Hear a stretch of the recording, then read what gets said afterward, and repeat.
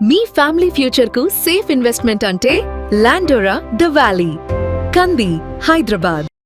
అందరికీ నమస్కారం. నేను Swaroopa Potlapalli. Welcome to Suman TV. విమాన ప్రమాద ఘటనల్లో చనిపోయిన వారి లిస్ట్ లో మహారాష్ట్ర ఉప ముఖ్యమంత్రి ఎన్సీపీ అధినేత అజిత్ పవార్ కూడా చేరిపోయారు. అయితే ఆయన విమాన ప్రమాదాల్లో చనిపోతారు అని నేను ముందే చెప్పాను అంటూ నార్త్ ఇండియాలో ఎంతో ఫేమస్ అయిన ఆస్ట్రాలజర్ శృతి ద్వివేది ట్వీట్ చేయడం ఇప్పుడు వైరల్ గా మారింది. ప్రస్తుతం నాతో పాటు ఉన్నారు స్పిరిచువల్ గురు నల్లమొత్తు శ్రీధర్ గారు. ఆయనతో మాట్లాడదాం.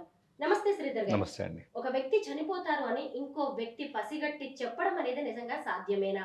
ఎందుకంటే ఇప్పుడు శృతి ద్వివేది చెప్పిన దాని మీద పెద్ద డిస్కషన్ నడుస్తోంది. ఇందులో నిజమెంత? ఆస్ట్రాలజీలో గ్రహస్థితిగతులు, రకరకాల గ్రహస్థితిగతులు బేస్ చేసుకొని ఒక 2 గ్రహాలు ఒక పొజిషన్‌లోకి వస్తే గనక కొన్ని పాజిబిలిటీస్ ఉంటాయి ఖచ్చితంగా గూడా. ఆస్ట్రాలజీలో 100% ఇన్సిడెంట్స్‌నే, అంటే వాళ్ళు చనిపోవటం గురించి కావచ్చు, లేకపోతే గనక లైఫ్‌లో ఒక పెద్ద సంథింగ్ విడాకులు ఇలాంటివో ఇంకోటి వీటన్నిటిని కూడా వీ కెన్ ప్రిడిక్ట్ అండి నిజం చెప్పాలంటే. కానీ ఆ యాక్యురసీ ఎలా ఉంటుంది అంటే చెప్పే వ్యక్తి యొక్క దక్షతను బట్టి ఉంటుంది. ఎప్పుడు కూడా ఇంతమంది ఆస్ట్రాలజిస్ట్స్ ఉన్నారు కదా, ప్రపంచవ్యాప్తంగా ఎంతోమంది ఆస్ట్రాలజిస్ట్స్ ఉన్నారు కదా, అందరూ చెప్పేది ఎందుకు కరెక్ట్ కాదు, ఒకళ్ళు ఇద్దరు ఒక 10 మంది చెప్పేది ఎందుకు కరెక్ట్ అవుతుందంటే, విశ్వం అనేది ఆస్ట్రాలజీ అనేది ఒక సబ్జెక్టు. సో ఆ సబ్జెక్టు, ఆ గ్రహ స్థితిగతులు, ఆ క్యాలిక్యులేషను ప్లస్ అది నిజంగా జరుగుతుందా లేదా అండర్స్టాండింగ్ ఎవరికి వస్తుందంటే, ఎవరైతే యూనివర్స్ కనెక్ట్ అవుతారో వాళ్ళకి మాత్రమే వస్తుంది. సో చాలామంది ఏం చేస్తుంటారంటే, చాలామంది ఆస్ట్రాలజిస్ట్ మొదట్లో బ్రహ్మాండంగా చెబుతారు. సో వాళ్ళు చెప్పేవి చాలా కరెక్ట్ అవుతాయి. కొన్నాళ్ళకైతే వాళ్ళు చెప్పేవన్నీ తప్పులు అవ్వటం మొదలు పెడతాయి. సో ఇది జరిగిద్ది. ఆమె చెప్పినట్లుగా జరిగిద్ది. ఎట్ ద సేమ్ టైము ఇది నేను చెప్పాను కాబట్టి జరిగింది, నేను చాలా గొప్ప అని చెప్పేసి నా అహంభావానికి వెళ్ళిపోయిందనుకోండి. మెల్లగా వచ్చేటప్పటికి ఒక 4, 5 జరిగిన తర్వాత యూనివర్స్ చాలులే అమ్మ నీ ఆల్మోస్ట్ ఏంటంటే యూనివర్సల్ కనెక్షన్ ద్వారా నీకు వచ్చిన నాలెడ్జ్‌ని you are simply owning yourself. నీ ఈగోతో ఇది నాది అని గొప్ప ఫీల్ అవుతున్నావు కాబట్టి యూనివర్సల్ ఇంటెలిజెన్స్ అనేది అక్కడతో స్టాప్ అయిపోతుంది. అంటే ఇంకా జరగటం అనేది, తను మాట్లాడేది జరగటం అనేది ఆగిపోతాయి. సో సేమ్ మనకి చాలామంది ఆస్ట్రాలజీ సిట్యుయేషన్‌లో చూస్తూ ఉంటాం. కాబట్టి యూనివర్సల్ ఇంటెలిజెన్స్ అందుకనే చాలా పెద్ద పండితులు ఎవరైతే ఉంటారో వాళ్ళు పెద్దగా మీడియాకి ఎక్స్‌పోజ్ కారు, బయట చెప్పరు, బయట కమ్యూనికేట్ చేయరు. ఎవరికైతే అవసరంలో ఉంటుందో వాళ్ళకి మేలు చేయాలనే ఉద్దేశంతో నీకు ఈ ప్రాబ్లమ్ ఉంటుంది, కొద్దిగా పరిహారాలు చేసుకో అని చెప్పేసి వాళ్ళు గైడెన్స్ ఇచ్చి అక్కడితో వదిలేస్తారు తప్పించేసి, ఒక బజ్ కోసం నేను చెప్పాను కాబట్టేసి ఇది జరిగిపోయిందని చెప్పేసి దీనికోసమో, ఈగో కోసం వాళ్ళు బయటకు రారు. సో వాళ్ళకే జీవితాంతం పనిచేస్తుంది ఆ శక్తి. సరస్వతి కటాక్షం అనేది ఎక్కడొస్తుందంటే, మనం మాట్లాడే మాటకు కానీ, జ్ఞానం కానీ ఎక్కడ పలుకుతుందంటే కనుక, ఎవరైతే ఇది నాది కాదు అని చెప్పేసని ఇది మొత్తాన్ని కూడా విశ్వం కోసం నేను ఇస్తూ ఉన్నాను, లేదా బాధలో ఉన్న వాళ్ళ కోసం ఇస్తూ ఉన్నాను అని చెప్పేసని అహాన్ని వదిలేసి ఉంటారో వాళ్ళకి ఖచ్చితంగా పలుకుతుంది ఇది. అయితే శృతి ద్వివేది అజిత్ పవార్ మరణం గురించే కాదు, గతంలో కూడా కొన్ని విషయాలు చెప్పారు. ఆమె చెప్పినవన్నీ కూడా జరుగుతూ వచ్చాయి. ముఖ్యంగా మహారాష్ట్రలో రాజకీయ సంక్షోభం కావచ్చు, అలాగే నరేంద్ర మోదీ 3వ విజయం, ఇంకొకటి కరోనా, వీటన్నిటి మీద కూడా చాలా మందికి గురి ఉంది. అయితే ఇప్పుడు కొత్తగా అజిత్ పవార్ గారి మరణంతో ఆమె ప్రొఫైల్ గురించి చాలా మంది చర్చ చేస్తున్నారు. అలాగే సెర్చ్ అనేది కూడా జరుగుతుంది. ఆమెకి సంబంధించిన కొన్ని విద్యలు కొంత ఇంట్రెస్టింగ్ గా ఉన్నాయి. అవేంటి అనేది మీరు చెప్పాల్సి ఉంటుంది. ముఖ్యంగా psychic, astrologer, tarot reader, psychokinetic, Wiccan, hoodoo expert, ఇన్ని విద్యల్లో ఆమె ఆరితేరారు. ఇవన్నీ ఏంటి? ఇవన్నీ కూడా వాస్తవంగా నిజంగా ఈ విద్యలో సిద్ధులు అంటాం. సిద్ధి అంటే కనుక కొన్నాళ్ల పాటు ఒక సాధన చేసి మనోశక్తి మొత్తాన్ని ఒక దాని మీద ఫోకస్ చేస్తే కనుక లభించేవి సిద్ధులు.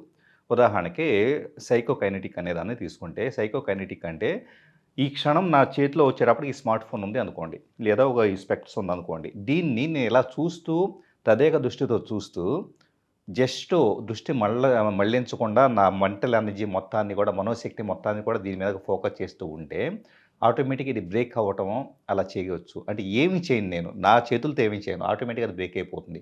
ఒక గట్టి స్పూన్ని తీసుకోండి, ఆ గట్టి స్పూన్ ఇలాగే చూస్తూ ఉంటే కనుక ఆటోమేటిక్గా అది ప్రాక్టీస్ చేస్తే, సైకోకైనెటిక్ అనేదాన్ని ప్రాక్టీస్ చేస్తే, కైనటిజం అంటే కనుక శక్తిని ప్రసరింపజేసేసి కైనెటిక్ ఎనర్జీతో దాన్ని షేప్ మార్చబోతున్నాం, లేదా పొజిషన్ మార్చబోతున్నాం. లేదా ఇక్కడ వాటర్ బాటిల్ ఉందనుకోండి, ఇక్కడి నుంచి ఇలాగే చూస్తూ ఉంటా, వాటర్ బాటిల్ చూస్తూ ఉంటా 5 నిమిషాలు, మీరెవరు ఇక్కడేం మాట్లాడుకుంటున్నా నేను పట్టించుకోను, నా దృష్టి అంతా కూడా సింగిల్ పాయింట్ ఫోకస్ అక్కడే ఉంటుంది.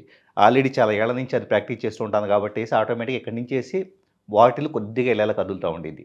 సో అది సైకోకైనెటిక్. అది ఎవరికైనా వస్తుంది. ఇప్పుడు ఫర్ ఎగ్జాంపుల్ నేను కూడా ఇది నాకు నాలెడ్జ్ ఉంది, కానీ నేను ప్రాక్టీస్ చేయలా. సో దీన్ని నేను రెగ్యులర్గా ప్రాక్టీస్ చేశాను అనుకోండి 6 మంత్స్ నేను పూర్తిగా అన్ని పక్కన పెట్టేసి 100% I can do such type of things. రెండోది సైకిక్ ఎనర్జీ. సైకిక్ ఎనర్జీ అంటే మీరు ఇక్కడ కూర్చొని ఉన్నారు. ఇక్కడ ఈ స్పేస్లో ఉండే ఆరా ఎలా ఉంది, ఎనర్జీ ఎలా ఉంది, ప్యాటర్న్స్ ఎలా ఉన్నాయి, ఒక మనిషి ఏం ఆలోచిస్తూ ఉన్నారు, ఇదంతా కూడా ఇక్కడి నుంచి ఉండి మీ మనస్సు మనోమయ కోశం అని ఉంటుంది. సో విజ్ఞానమయ కోశం ఇలాగ 5 లేయర్స్ ఆఫ్ బాడీ ఉంటుంది. దాంట్లో మనస్సు మనోమయ కోశంలో ఉండే మీ ఎనర్జీ ప్యాటర్న్స్, మీ ఆలోచనలో ఏం ఆలోచిస్తున్నారు, మీరు ప్రశాంతంగా ఉన్నారా, ఈ మూమెంట్కి ఏం ఆలోచిస్తున్నారు, ఇదంతా కూడా చెప్పగలిగే శక్తి ఉంటుంది. కాకపోతే ఇక్కడ దురదృష్టవశాత్తు వీటన్నిటిని కూడా చాలామంది ఫ్యాన్సీగా ఇదేదో సంథింగ్ డిగ్రీ పొందినట్లుగా పక్కన తగిలించుకుంటున్నారు. కానీ అంత శక్తి వీళ్ళకు ఉందా, అంత సాధన చేసారా లేదా అన్నది బయట చాలామందికి తెలియదు. ఈ ప్రొఫైల్ పెట్టుకొని కాబట్టి మీకు ఏదైనా రిక్వైర్మెంట్ ఉంటే కనుక మమ్మల్ని కన్సల్ట్ అవ్వండి అని బిజినెస్ మోడల్లో చేసుకుంటూ వెళ్తున్నారు. కానీ నిజంగా ఆమెకు అన్ని ఉన్నాయో లేదో కూడా మనం చెప్పలేం. కాకపోతే ఆ విద్యలు అయితే బయట ప్రపంచవ్యాప్తంగా ఎంతోమంది సాధకులు ఉన్నారు. They are practising them. Sridhar garu, ఇప్పుడు మీరు చెప్తున్నవన్నీ వింటుంటే పూర్వకాలంలో ఎప్పుడో మునులు మహర్షులు ఈ శక్తులన్నిటినీ ప్రదర్శించినట్టుగా అనిపిస్తోంది. కానీ ఈ కాలికాలంలో మానవ మాతృలు వీటన్నిటినీ సాధించడం సాధ్యమేనా? ఖచ్చితంగా సాధ్యం. ఎందుకంటే పూర్వకాలంలో ముందులు ఏం చేసేవాళ్ళు, they don't have any distraction అండి. వాళ్ళు ఏం చేస్తున్నారంటే తపోశక్తితో కళ్ళు మూసుకొని ధ్యాన స్థితిలోకి వెళ్ళారనుకోండి. నేను దాదాపు పర్సనల్గా నేను ఒక రోజుకు 3-4 గంటలు ధ్యానం చేస్తాను చాలా సందర్భాల్లో. సో ఎప్పుడైతే 100% మనము ఆ స్టేట్ ఆఫ్ దీనికి వెళ్ళిపోతూ ఉంటాము. ఆ మనోమయ కోశం మీద ఫోకస్ చేసినప్పుడు, ఎనర్జీ మీద ఫోకస్ చేసినప్పుడు, ఆ కాన్సంట్రేషన్ పెరుగుతూ ఉన్నప్పుడు ఇప్పుడు ఏ విషయము కూడా నా స్మార్ట్ ఫోనో, పక్కన జరిగేదో, పేపరో, ఇంకొకటో, వార్తలు ఇవేమీ నాకు గుర్తు రావు. నా ఫోకస్ అంతా ఎక్కడ ఉంది, ఒక దాని మీద సింగిల్ పాయింట్ మీద ఉంది. శక్తి మొత్తాన్ని కూడా అప్పుడేమైద్ది, ఋషులు ఏ శక్తినైతే పొంది ఒక జలాన్ని మంత్రించేసి దాన్ని శక్తివంతంగా తయారు చేశారో, అదేవిధంగా నా మనస్సుతో నేను ఇక్కడ నుంచి యూఎస్లో ఉన్న వ్యక్తితో కనెక్ట్ కాగలుగుతాను, ఇక్కడి నుంచి వాటర్ని ప్యూరిఫై చేయగలుగుతాను, ఇక్కడి నుంచి వస్తువుని పక్కకు జరపగలుగుతాను. సో మనస్సును ఫోకస్ చేయడం అంతకుమించి. ఋషులప్పుడు మనస్సే ఉంది, ఇప్పుడు మనస్సే ఉంది. అప్పుడు వాళ్ళు సాధన చేశారు, ఇప్పుడు మనం సాధన చేయట్లేదు, అంతే డిఫరెన్స్. అసలు ఇవన్నీ కూడా మనుషులు మానవ మాతృలు సాధించేవేనా అనే అనుమానాలు అయితే కలుగుతున్నాయి. ముఖ్యంగా మన చుట్టూ అనేక రకాలైన డిస్ట్రాక్షన్స్ అనేవి కనిపిస్తున్నాయి. ముఖ్యంగా మనలో స్వార్థం ఉంటుంది, డబ్బు పిచ్చి ఉంటుంది, అలాగే ఎదుటి వాళ్ళని నాశనం చేయాలని ఈగో, ఇలాంటివి, శత్రుత్వం, ఇంకా ఎన్నో ఉన్నాయండి.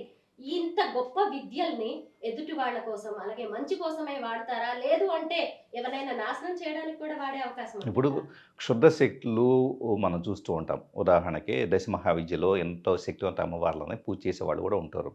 సో వీళ్ళు ఏం చేస్తున్నారు, నాకు సిద్ధి కావాలి, నేను చాలా పవర్ఫుల్, ఫలానా అమ్మవారిని పూజిస్తే కనుక నాకు శక్తులు వస్తాయి అని చెప్పేసి అని వీళ్ళు రోజు పూజలు చేస్తారు, క్రతువులు చేస్తారు, మంత్ర జపం చేస్తారు, వీళ్ళకి శక్తి వచ్చింది ఓకే. కానీ దేనికోసం ఉపయోగిస్తున్నారు? 2 types of utilisation of energy pattern ఉంటుందండి. ఒకటి ఏంటంటే ఒక మనిషి లోక కళ్యాణం కోసము ఉపయోగిస్తున్నారు ఆ శక్తిని, అప్పుడు విశ్వం కోఆపరేట్ చేస్తుంది. లేదు, దీంట్లో కొన్ని శక్తులను ఏం చేస్తూ ఉంటారంటే ఒక వ్యక్తిని టార్గెట్ చేస్తారు. ఈ వ్యక్తి ముఖ్యమంత్రి అవ్వాలంటే కనుక మిగతా వాళ్ళని తొక్కేయాలి. సో అతను already deserved as per karmic law. అతని కర్మ సిద్ధాంతం ప్రకారం ప్రీవియస్ జన్మ బట్టలను బట్టేసి అతనికి ముఖ్యమంత్రి అవకాశం ఉంది, ఎవరికి, ఇంకొక వ్యక్తికి. కానీ ఇతనికి పక్షాన నేను పూజ చేస్తున్నాను కాబట్టి అతను తొక్కి పారేసేసి ఇతని తరఫున నేను పూజ చేసి చేస్తాను, అమ్మవారిని ఉపయోగించేసి అని చెప్పేసి వీళ్ళ చేత పూజలు చేస్తారు. ఓకే, కార్మిక్ లా ప్రకారం ఒక వ్యక్తికి డిజర్వ్ కావాల్సిన దాన్ని పక్కకు తొక్కేసారు చూసారా, దాన్ని పూజ చేయించే వ్యక్తి అనుభవిస్తాడు. సో అందుకని మీరు చూడండి, మన దశ మహావిద్యలు కావచ్చు, ఇలాగా వేరే వాళ్ళ కోసమో వేరే వాళ్ళని తొక్కేయడానికి చేసేవాళ్ళు ఎవరైతే ఉంటారో వాళ్ళు లైఫ్లో చాలా స్ట్రగుల్ అవుతారు. స్పిరిచువల్ జర్నీ అనేది మెంటల్ హెల్త్ కి ఎలా ఉపయోగపడుతుంది? మైండ్ ఎప్పుడు డీవియేషన్స్కి వెళ్తుంది, ఒకేసారి 10 ఆలోచనలు చేస్తూ ఉంటే మైండ్ డిస్టర్బ్ అవుతూ ఉంటుంది. దేని మీద ఫోకస్ చేయలేక, కాన్సన్ట్రేషన్ లేక, నైట్ నిద్ర పట్టక, ఓవర్ థింకింగ్ ఇలాంటివంతా కూడా. సో ఎప్పుడైతే స్పిరిచువల్ జెన్యుల్ ఆధ్యాత్మికంగా మనం ప్రాణాయామం లేకపోతే కనుక మెడిటేషన్ చేసుకుంటూ వెళ్తే సింగిల్ పాయింట్ ఫోకస్ మనం చేస్తూ ఉంటాం. అప్పుడు ఏమైంది, 10గా స్ప్లిట్ అయిన ఎనర్జీ మొత్తము కలిసి వచ్చేసి ఒక సింగిల్ పాయింట్ మీదకి వచ్చేసింది. ఇప్పుడు మైండ్లో రేపటి గురించో ఎల్లుండి గురించో వాళ్ళు ఎలా అన్నారు, వీళ్ళు ఎలా అన్నారు అని చెప్పేసి ఏమీ రావు. ఇంకా మన ఫోకస్ ఎక్కడ ఉన్నట్టే కనుక నేను ధారణ చేస్తున్న ఒక చిన్న డాట్ మీద ఉంటుందో, నా శ్వాస మీద ఉంటుందో, లేదా ఒక అమ్మవారి మీద ఉంటుందో, ఆటోమేటిక్గా జనాలు ఏమంటున్నారు, నేను డబ్బు సంపాదించాలి, అంతా పరిగెడుతున్నారు, నేను చేయాలి, ఈ టైప్ ఆఫ్ సెల్ఫిష్ నేచర్ అనేది తగ్గిపోతుంది. తగ్గిపోయినప్పుడు మైండ్ ప్రశాంతంగా ఉంటే ఆటోమేటిక్గా నాతో పాటు ఉన్నవాళ్ళు, కుటుంబం కావచ్చు, స్నేహితులు కావచ్చు, అందరూ హ్యాపీగానే ఉంటారు కదా. సో కాబట్టి స్పిరిచువల్ జర్నీ అనేది మెంటల్ హెల్త్ని అద్భుతంగా ఇంప్రూవ్ చేస్తుంది. మొత్తం మీద మన మనసుని లగ్నం చేసి మంచి కోసం గనక మనం ఆలోచిస్తే అది పాజిటివ్ రిజల్ట్ ఇస్తుంది అనడంలో సందేహం లేదు. 100% అండి. ఎప్పుడు కూడా మనస్సు మీద కంట్రోలు, కమాండ్ సాధించగలిగిన వ్యక్తి విశ్వం మొత్తాన్ని జయించిన. ఎందుకంటే ఈ క్షణం మీరు నేను ఇక్కడ కూర్చొని చేస్తున్న ప్రతి ఆలోచన కూడా మనం అనుకుంటూ ఉంటాం జస్ట్ మనం ఆలోచిస్తున్నాము లేదా ఇక్కడ మనం ఈ స్పేస్ వరకు అనుకుంటున్నాం. ఇక్కడ నేను కూర్చొని చేసే ప్రతి ఆలోచన విశ్వం ఎండింగ్ అంటే ఇట్స్ రివాల్వింగ్ అనుకోండి. విశ్వం ఎండింగ్ దాకా ఎనర్జీ రిపుల్స్‌ని క్రియేట్ చేస్తుంది. ఇప్పుడు నా ఆలోచన ఎక్కడో ఉండే ప్లేయిడియన్స్ అని చెప్పేసి ఎక్కడో ఉండే ఏలియన్స్‌ని ఇన్‌ఫ్లుయెన్స్ చేయగలుగుతుంది. అంత శక్తి ఉంటుంది. రిపిల్ ఎఫెక్ట్ అంటే మనం నీళ్ళలో ఒక దగ్గర రాయేస్తే ఎడ్జ్ దాకా వెళ్ళేసేసి ఇలా వేవ్స్ వస్తాయి చూసారా?